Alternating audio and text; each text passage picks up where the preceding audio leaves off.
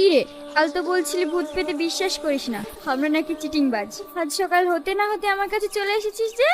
ওর কথা বাদ দাও, একটু দেখো না মা, কালকেও হাত নিয়ে অদ্ভুত আচরণ করছিল। তোর হাতে যেটা হয়েছে এটা তো ঠিক হয়ে যাবে, কিন্তু আমি যেটা দেখতে পাচ্ছি একটা ভয়ঙ্কর আত্মা তোকে টার্গেট রেখেছে, যে কোনো সময় তোকে অ্যাটাক করতে পারে।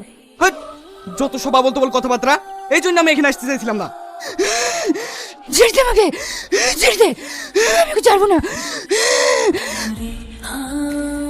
আলিয়া, এই ওর কি হয়েছে? খবরদার, তুই ওর কাছে যাবি না।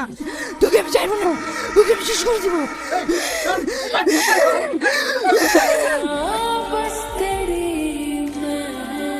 আলিয়া, কে বলেছিল গায়ে হাত দিতে?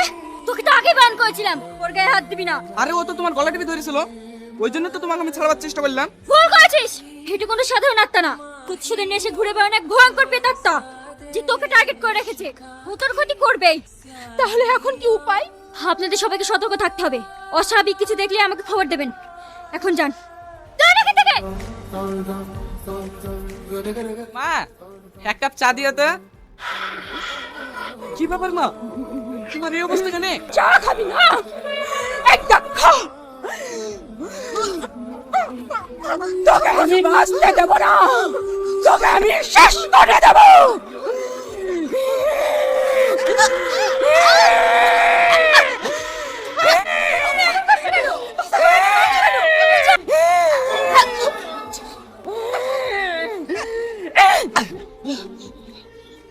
আমি কি করছিলাম?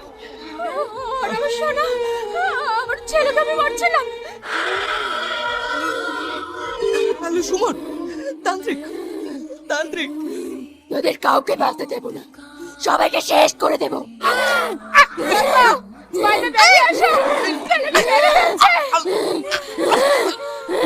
আবার এসেছিস? তুমি মতো শয়তান যেখানে থাকবে সেখানে তোমাকে আসতেই হবে। শয়তান আমি না, শয়তান ওরা। আমার সুন্দর জীবন নষ্ট করে দিয়েছে। কে তুই, আর কি চাস?